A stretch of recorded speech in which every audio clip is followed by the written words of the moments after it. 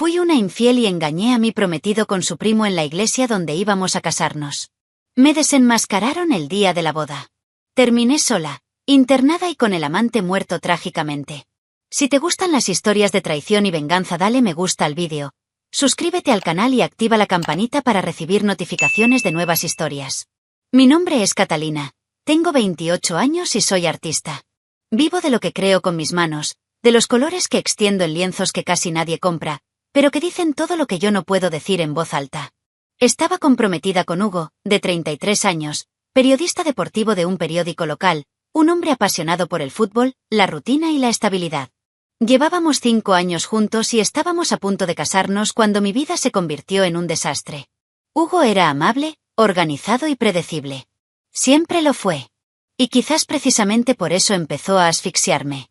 Lo amaba, pero en silencio me sentía atrapada en una burbuja.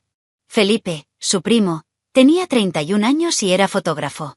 Trabajé como autónomo y seguía diciendo que necesitaba experiencias intensas para inspirarme. Era lo opuesto a Hugo en todo. Impulsivo, libertino y con un magnetismo que rozaba lo peligroso. Nunca me llamó la atención, hasta que empezó a asistir a ensayos y reuniones de bodas porque fue invitado por Hugo para ser el fotógrafo de la ceremonia. Fue entonces cuando las opiniones cambiaron. Los chistes empezaron a tener un doble sentido. Y la atmósfera comenzó a volverse espesa entre nosotros, de esa que nadie comenta, pero que todos sienten. Hugo y yo ya no teníamos relaciones sexuales como antes. Siempre estaba cansado por el periódico o demasiado concentrado en cubrir los partidos. Todo para él era un cronograma, una agenda, una fecha límite. Me sentí como un hermoso marco en su vida, algo que mostró con orgullo pero que olvidó mirar realmente. ¿Y yo? Soy un artista. Vivo de la emoción, del tacto, de la pasión. Comencé a cuestionarme si realmente estaba lista para vivir el resto de mi vida con alguien que me veía más como un proyecto que como una mujer real. Y eso dolía más que cualquier traición que vendría después. La primera vez que sentí algo por Felipe fue en una reunión banal en la iglesia, para discutir iluminación y ángulos fotográficos. Llegó tarde, como siempre, y me hizo un chiste tonto que me hizo reír, esa risa que se me escapa del pecho y que ya no recuerdo cómo era. Cuando se detuvo detrás de mí para mostrarme la posición de la cámara, sentí el calor de su cuerpo, el olor a cigarrillos con perfume barato y me temblaron las piernas. Fue allí, en ese toque sutil, que algo se iluminó. Y en lugar de borrar, me alimenté. La culpa me aplastó. Pero la sensación de ser vista, deseada, era adictiva. Empecé a elegir ropa que resaltara mis curvas. Me pintaba labios rojos antes de las reuniones profesionales con Felipe. Sabía que estaba superando los límites, pero era como si mi piel lo pidiera. Cuando elogió mis ojos, mi boca, mis manos manchadas de tinta, me sentí completa. Y con Hugo, yo era parte de la escena.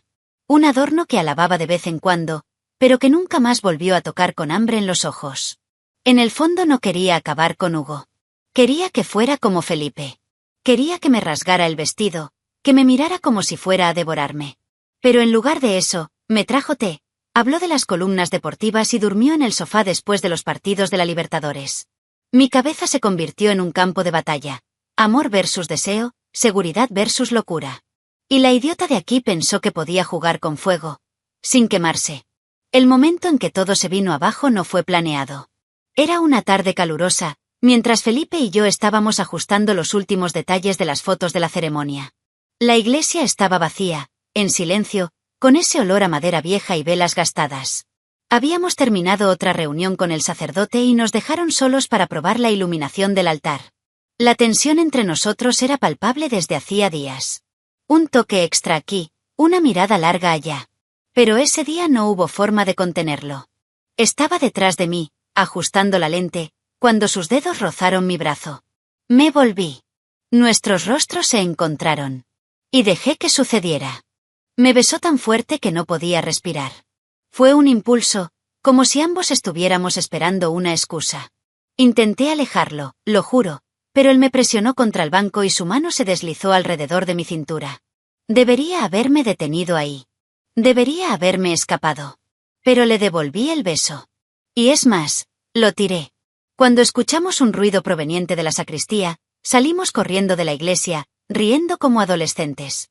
Pero en lugar de salir, entramos por la parte trasera del terreno, donde había una zona con árboles y poca iluminación. Y fue allí donde todo se consumó de una vez por todas. Felipe me apoyó contra un árbol, besándome como si el mundo fuera a acabarse. Mis manos se aferraron a mi torso, mi vestido se subió y mis bragas bajaron hasta las rodillas. Me tomó con tal intensidad que me faltaron palabras, solo suspiros. Sentí el baúl rascarme la espalda y aún así pedí más. Cuando terminó, sentí los fluidos correr por mis piernas, mojando mis zapatos. Nunca había visto tanto. Me quité las bragas, me limpié lo mejor que pude y las tiré ahí mismo, entre hojas y palos. Regresé a casa temblando, no solo de miedo, sino también de una mezcla de emoción y culpa. De camino a casa lloré. Me sentí disgustado conmigo mismo. Pero también me sentí viva como no me había sentido en años. La adrenalina, su olor, los rasguños en su espalda, todo seguía grabado en mí. Con cada paso que daba, sentía que el recuerdo de ese momento me perseguía. Llegué a casa y Hugo estaba preparando la cena, con ese ridículo delantal con el estampado de su equipo. Sonreí, lo abracé por detrás y dejé de llorar. Me ofreció vino. Acepté. Y cené con el sabor de otro hombre todavía en la boca. Durante los días siguientes, traté de convencerme de que era solo un error. Un lapso. Que bastaba con ignorar a Felipe y todo volvería a la normalidad. Pero no he vuelto a la normalidad. Empecé a mirar mi celular esperando un mensaje suyo. Empecé a soñar con ese momento, reviviendo cada segundo. Y él lo sabía. Me envió mensajes provocativos, me llamó mi novia del pecado. Y respondí. Porque por muy enfermo que me sintiera, quería más. Y más. Y más. Era como si fuera adicto a la adrenalina, al sentimiento de ser deseado por alguien que no debería ser. Felipe, en cambio, no mostró la más mínima conciencia. Llegaba a las reuniones sonriendo, llamándome señora casi casada y se aseguraba de tocarme discretamente cuando nadie me veía. No le importaba a Hugo. De nada. Dijo que su primo siempre lo tuvo fácil y que merecía una lección. Al principio pensé que era solo una charla resentida, pero luego comencé a preguntarme si era algo más que lujuria. Tal vez fue venganza, o tal vez solo quería destruirme. Pero ya estaba demasiado atrapado para salir. Después de esa tarde en la iglesia, mi vida se convirtió en un teatro. Empecé a interpretar dos papeles, la novia dedicada que ayudaba a Hugo con los detalles de la boda, y la amante sucia que conocía a Felipe en momentos escondidos. Comencé a mentir con una facilidad que me asustó. Dijo que iba a la tienda de telas, cuando iba a tener sexo con su prima en un hotel barato. Que tenía una reunión con el decorador, pero estaba de rodillas en algún rincón del backstage. ¿Lo peor? No sentí arrepentimiento inmediato. Solo más tarde, acostada junto a Hugo, viéndolo dormir plácidamente, la culpa me devoró. Empecé a crear justificaciones para continuar. Me dije a mí mismo que estaba descubriendo lo que quería, que era solo una fase, que necesitaba experimentar el otro extremo antes de comprometerme verdaderamente. Y cada vez que Felipe me llamaba, me excusaba y desaparecía durante horas. A veces decía que había encargado algo para la boda y que necesitaba recogerlo en el otro lado de la ciudad. Otras veces fingía ataques de inspiración artística para justificar mi aislamiento. Hugo nunca cuestionó. Él confió en mí. Y eso duele más que cualquier acusación. Pero Hugo no era estúpido. Comenzó a notar cambios sutiles. Me preguntó por qué solo usaba perfume fuerte en los días normales. Porque mi bonita lencería aparecía con más frecuencia, incluso sin noches especiales planeadas. Una vez encontró chicle en mi abrigo. Odio el chicle. En otra ocasión le mencioné que había almorzado una ensalada, pero vio la basura en el baño con envoltorios de comida rápida. Ninguna de ellas sería una prueba concreta, pero eran señales. Y Hugo era un periodista detallista. Un tipo que aprendió a notar las inconsistencias. Mientras tanto, Felipe se volvió más exigente. Quería citas más largas y atrevidas. Empezó a sugerir que nos fuéramos el fin de semana. Le dije que era imposible y él respondió con esa sonrisa de reojo, entonces rompe con él. Me quedé en silencio. Empezó a enviarme desnudos de la nada, burlándose de mí en mensajes incluso cuando estaba al lado de Hugo. Empezó a perder su límite. Me besó dentro del auto estacionado cerca de la casa de mi prometido, como si quisiera que lo atraparan. Y yo lo dejé. Era como si todo eso me adormeciera. Las mentiras se volvieron cada vez más difíciles de sostener. Una vez concerté una cita con Felipe en un motel y le dije a Hugo que iba a encontrarme con mi hermana. Hugo la llamó y, afortunadamente, ella se unió a la farsa. Después de eso, empezó a mirar mi celular mientras dormía. Y fue entonces cuando casi todo llegó a un punto crítico. Había borrado las conversaciones con Felipe, pero se me olvidó borrar las fotos de la papelera. Cuando desperté, Hugo estaba en el sofá, con la mirada fija en la nada y el móvil en el regazo. Me quedé paralizado. Pero se limitó a decir, lo borré accidentalmente, estaba intentando ver el número del decorador. Y volvió a dormir. Como si nada hubiera pasado. Fue allí donde me di cuenta de que él ya lo sabía.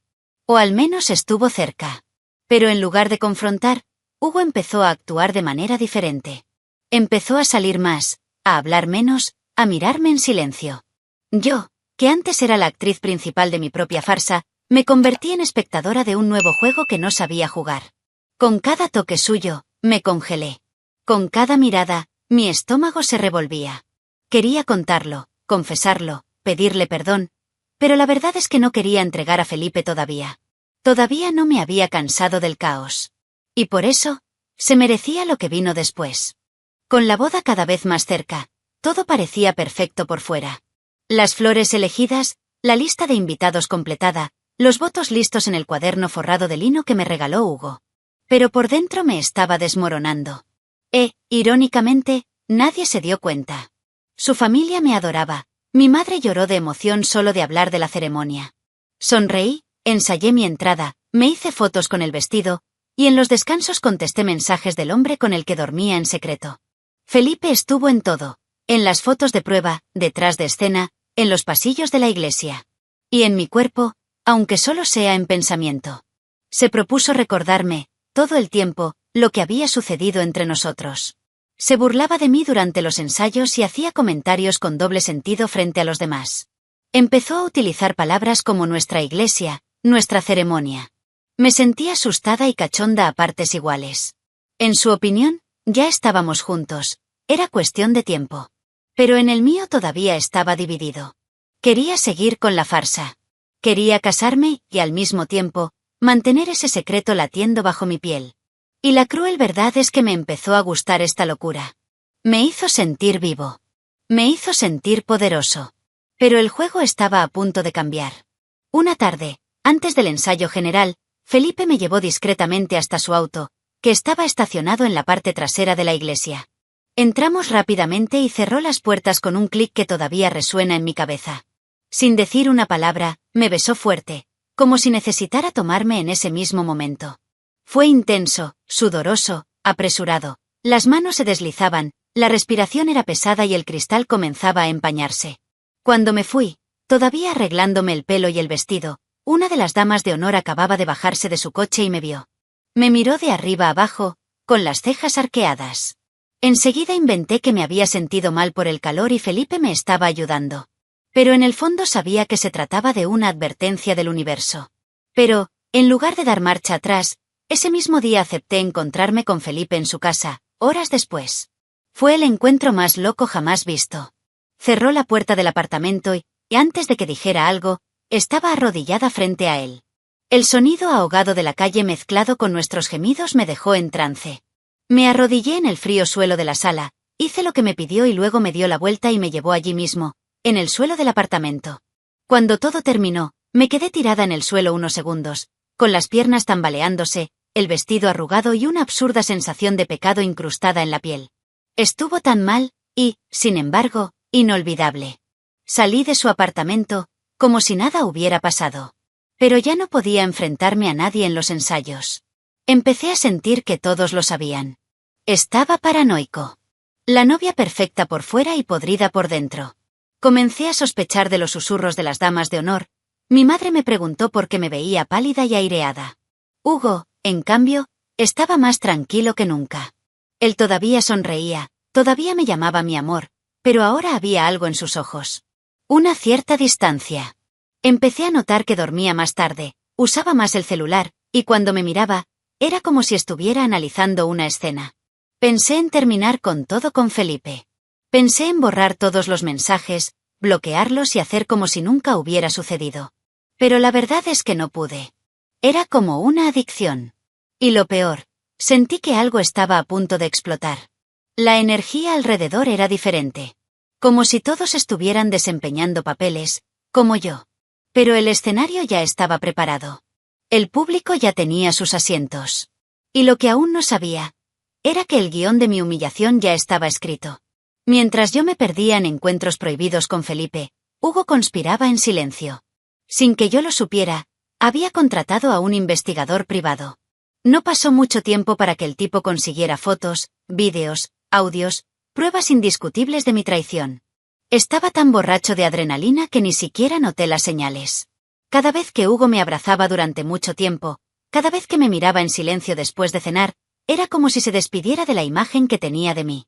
Y yo, cegado por la lujuria, pensé que era solo estrés previo a la boda. ¡Qué error tan grotesco! Las pruebas comenzaron a acumularse rápidamente. El detective siguió mis pasos, grabó salidas de moteles, capturó fotografías de Felipe y yo intercambiando besos en el estacionamiento de la iglesia. Algunas imágenes eran tan gráficas que cuando Hugo las vio vomitó de rabia. Nunca imaginé que sería capaz de llegar tan lejos, porque confiaba ciegamente en mí. Y ahora, armado con la verdad, empezó a planear su venganza. Hugo sabía que no llegaría hasta el día de la boda. Y decidió dejarme cavar mi tumba yo mismo, sonriendo a todos. La noche antes de la boda sentí algo extraño. Hugo era diferente. Más fría, pero también más cariñosa, de una manera extraña. Me pidió que durmiéramos juntos, como siempre, pero había algo demasiado intenso en sus ojos. Solo descubrí por qué más tarde. Hugo había tomado estimulantes, algo que solo descubrí cuando vi los envoltorios vacíos tirados a la basura en su casa después de tener relaciones sexuales. Estuvo casi 5 horas usándome, sin descanso, sin pausa, hasta que mi cuerpo no pudo más, hasta que mi piel ardió de tanto roce. Estaba exhausto. Al horno, sin fuerzas, exhausto. Al principio incluso me gustó, pero con el paso de las horas mi cuerpo empezó a pagar el precio de tanta intensidad. Cuando terminó, me temblaban las piernas camino al baño. A pesar de ello, consentí en todo. Hugo nunca me obligó a nada. Era como si, instintivamente, quisiera dejarme una huella final. Un último acto de dominio. Mientras yo gemía de cansancio y dolor, él sonrió, besó mi frente, me dijo que me amaba. Todo sonó tan falso que me provocó un escalofrío. Pero no quería verlo. Al día siguiente, me desperté sintiéndome exhausto y con dificultades incluso para moverme. Fui al salón de belleza como un muerto viviente, lleno de analgésicos y maquillaje tratando de disimular el cansancio en mi rostro. Me vestí para lo que se suponía sería el día más feliz de mi vida, sin saber que sería el más humillante. En la iglesia el ambiente ya era extraño. Miradas frías, susurros discretos. Mi madre decía que era solo ansiedad, pero yo sabía que era algo más grande. Cuando entré al pasillo, del brazo de mi padre, vi a Hugo en el altar. Se veía hermoso, pero en sus ojos, no había amor allí. Había algo frío, calculador. Aún así, seguí adelante. Cada paso fue más pesado que el anterior. Y aún así, incluso con la intuición gritando dentro de mí, caminé. Caminé como una condenada rumbo a su propia ejecución, sin siquiera saber que lo peor estaba por llegar. Felipe también estaba allí. Más atrás, con la cámara en las manos, sonriendo de reojo. Eso me dio escalofríos. ¿Cómo podía sonreír? ¿Cómo no podía darse cuenta de que algo andaba mal? O tal vez él lo sabía. Quizás él estaba tan ciego como yo y pensaba que seríamos los villanos victoriosos de la historia. Idiotas. Poco sabíamos que el escenario ya estaba preparado, que las luces ya estaban dirigidas hacia nosotros, y que, en unos minutos, todos sabrían quiénes éramos realmente. Yo estaba allí, frente al altar, tratando de sonreír mientras mi estómago se retorcía. El cura inició la ceremonia, pero Hugo no me quitaba los ojos de encima. Era como si estuviera esperando algo. Cada palabra pareció resonar más fuerte de lo que debería. Estaba temblando por dentro, pero conservé la sonrisa para las cámaras, para los invitados, para la mentira que estaba a punto de cometer. Cuando llegó el momento de los votos, Hugo le hizo un gesto al sacerdote para que esperara. Agarró el micrófono y de repente el ambiente en la iglesia cambió. Sentí que se me helaba la sangre sin siquiera saber por qué.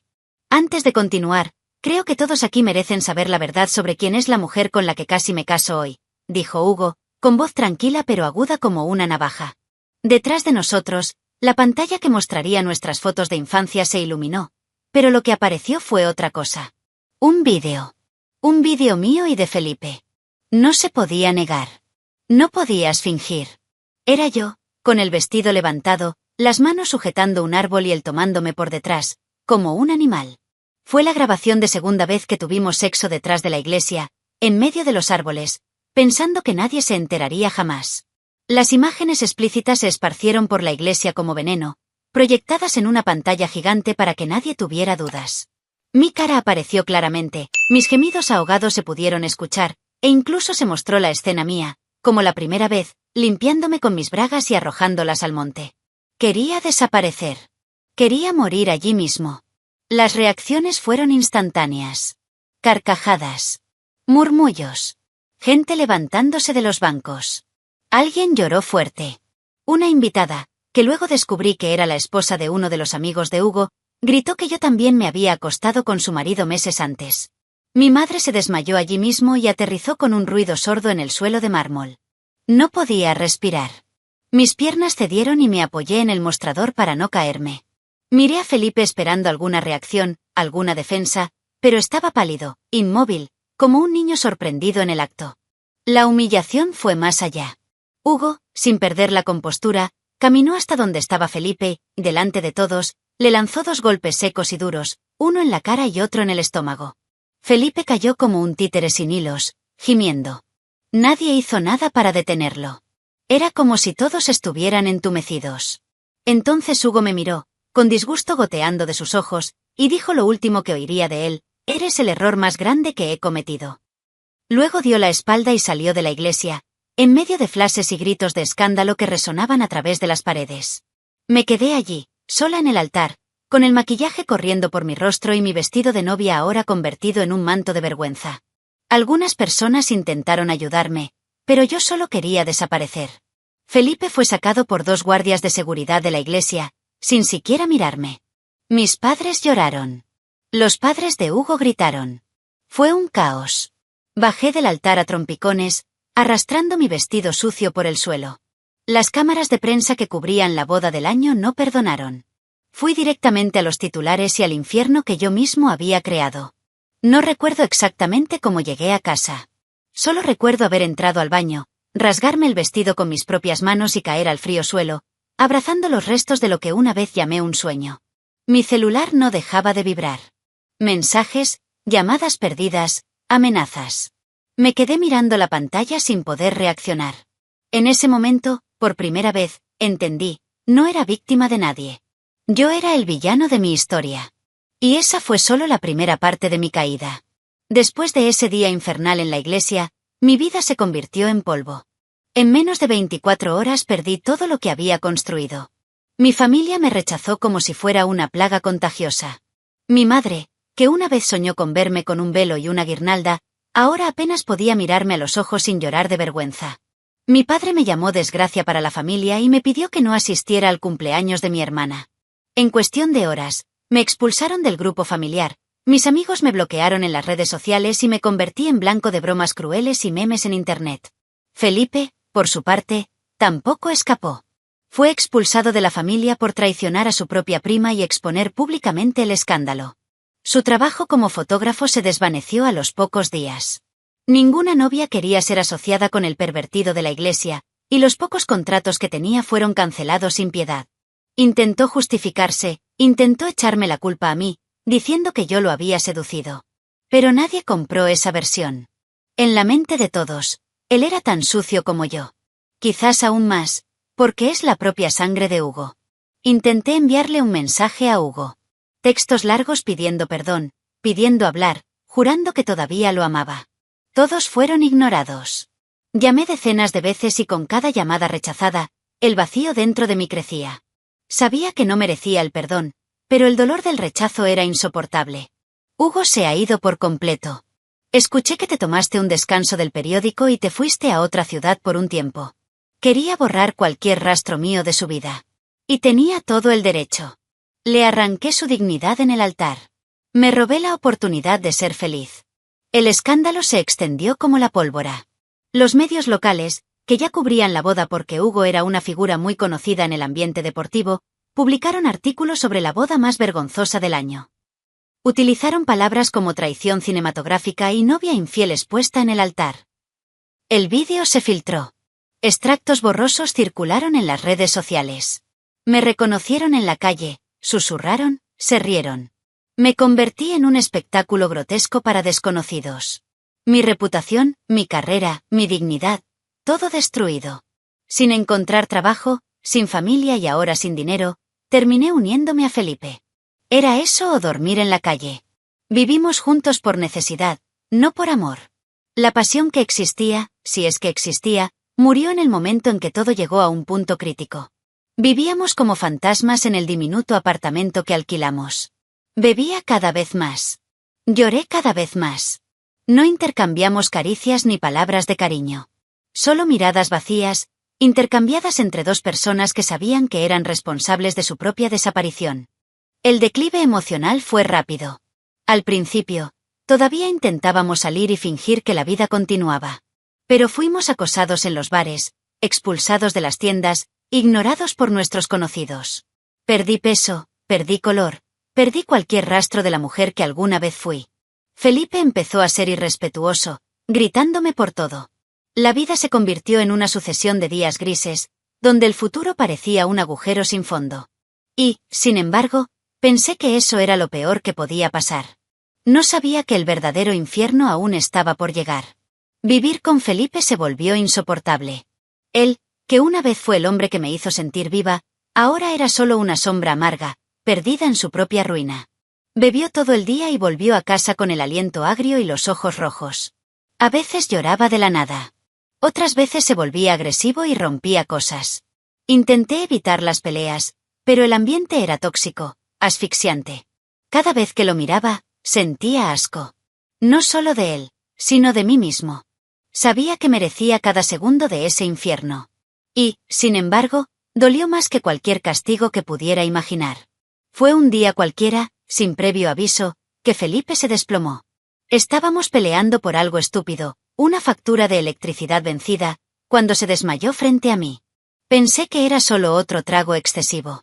Llamé a una ambulancia más por instinto que por verdadera preocupación. En el hospital, el diagnóstico cayó como una sentencia. Felipe tenía un cáncer en estado avanzado. Un tumor agresivo, probablemente extendido al hígado y al páncreas. No había mucho que hacer. Me quedé quieto escuchando al médico explicar lo obvio. Felipe iba a morir, y rápidamente. En los meses siguientes vi a Felipe desmoronarse ante mis ojos. El hombre arrogante e insolente se convirtió en un harapo de carne y huesos. Cada viaje al hospital era una tortura. Él, que siempre había sido vanidoso, ahora apenas podía mirarse en el espejo.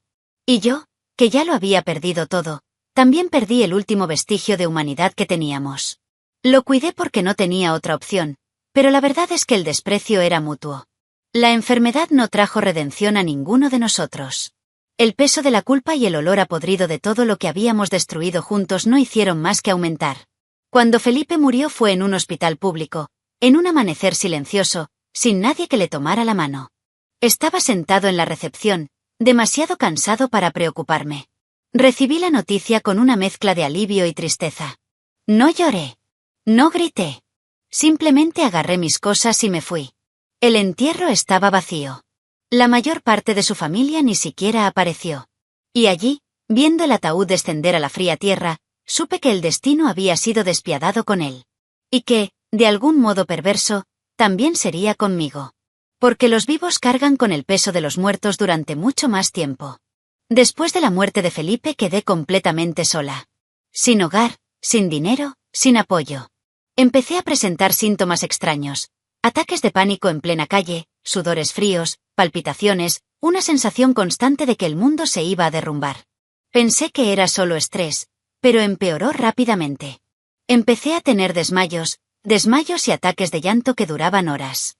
Me arrastré hasta un centro de salud, y tras semanas de pruebas, llegó el diagnóstico: depresión severa y síndrome de pánico. Estaba, literalmente, siendo destruido por dentro, sin fuerzas para luchar. No tuve elección. Fui ingresado en una modesta clínica psiquiátrica, regentada por un ex amigo que todavía sentía lástima por mí. Pasé meses allí, perdida, tomando medicamentos que me dejaban entumecida. A veces me despertaba sin saber dónde estaba. Otras veces, simplemente quería no volver a despertar nunca más. Ninguno de los rostros que amaba vino a visitarme. Ninguna mano se extendió. La niña que soñaba con el amor y la estabilidad se convirtió en una sombra medicada, escondida tras rejas y rejas. Y, por primera vez en mi vida, entendí que la peor prisión no tiene cerraduras de hierro, tiene recuerdos que nunca nos dejan escapar. Hoy escribo este arrebato sin esperar perdón, porque ni siquiera me perdono a mí mismo. No hay un solo día que me despierto sin sentir la presencia fantasmal de lo que perdí. La Catalina de antes murió en ese altar, delante de todos. Lo que queda de mí es solo un cuerpo que respira por obligación. Vivo en trabajos secundarios, vendiendo pequeños cuadros en línea, sin nombre, sin rostro. Cambié mi identidad por anonimato y vergüenza. Cuando me miro al espejo, no veo a una mujer. Veo el reflejo de todos los errores que cometí, escritos en el rostro de alguien que ya no sabe quién es. A veces encuentro fotos antiguas de la boda que nunca ocurrió. Hugo de traje, sonriendo, abrazándome en un ensayo. En la foto nos vemos felices. Pero hoy sé que ahí ya había mentira. Me imagino cómo hubiera sido nuestra vida si no hubiera tirado todo a la basura. Quizás estaríamos casados, con hijos, una casa que huele a café y periódicos. Quizás él escribía crónicas de fútbol mientras yo pintaba en mi estudio. Pero tal vez no haga que nadie regrese. Y el arrepentimiento es un fantasma que nunca cierra los ojos. Él me mira todo el tiempo. Hugo nunca más me buscó. Nunca volvió a dar señales de vida. Y lo respeto. Merecía escapar de mi sombra, construir una vida sin tener que recordar lo que hice. Escuché rumores de que se casó con una compañera de trabajo y parece que le va bien. Una parte de mí siente un dolor agudo por esto, pero otra parte, siente alivio. Porque, al final, merecía a alguien que lo amara de verdad. ¿Y yo? Solo merecía lo que recibí. La soledad. La vergüenza. Exilio emocional. No hay poesía posible en lo que hice. Solo la cicatriz de un acto cobarde. No idealizo nada de esto. No había una pasión abrumadora. No hubo amor prohibido. Solo había necesidad, egoísmo y un hambre desesperada por sentirse vivo. Y en esa hambre, destruí al único hombre que realmente me amaba. Destruí una familia. Me destruí a mí mismo. El placer que sentí hoy en las manos de Felipe me parece lejano, sucio, irrelevante. Lo que quedó no fueron orgasmos ni recuerdos eróticos, fueron pesadillas, temblores y un miedo constante a ser recordado por lo que hice. Porque eso es exactamente lo que soy. Una advertencia. Un ejemplo de lo que no debe ser. El mayor castigo que recibí fue no quedar expuesto en el altar, ni ser abandonado, ni perder a Felipe. Se trataba de mantenerse vivo. Tener que despertar cada día con el peso del recuerdo. Tener que enfrentar miradas, susurros o algo peor. El silencio absoluto de alguien que nunca más volverá a verme de la misma manera. Hoy soy una mujer que sobrevive de su propia vergüenza. Pinto cuadros que nadie compra, escribo cartas que nunca envío. Y todas las noches, antes de irme a dormir, pido perdón, no a Dios ni al mundo. Pero por la versión de mí mismo que creía que merecía ser feliz. Si hay un castigo mayor que este, no lo sé. El dolor físico pasa. Las heridas sanan. Pero la culpa no tiene fin. Se esconde en los pequeños momentos, en el olor del café de la mañana, en un vestido de novia en el escaparate, en una canción que sonó el día del ensayo. La culpa me sigue como una sombra fría que nunca se va. Me lo merecía todo. Cada lágrima.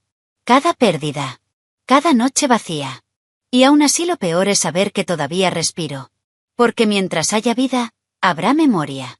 Y mientras haya memoria, habrá dolor. Deja tu opinión en los comentarios, dale me gusta al vídeo y suscríbete al canal para recibir notificaciones de nuevos vídeos, y también ayudarnos a llegar a más personas y formar una comunidad.